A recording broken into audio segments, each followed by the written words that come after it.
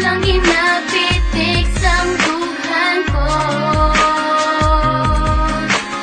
Ikaw lang gikag di na magbago.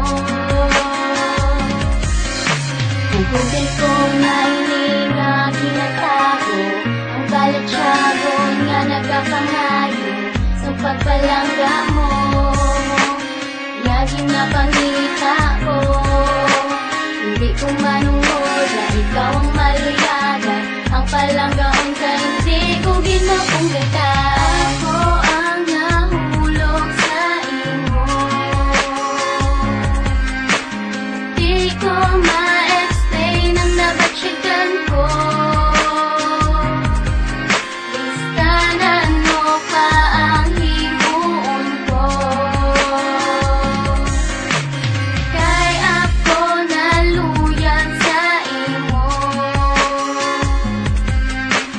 Ikaw lang ginapitik sang dughan ko.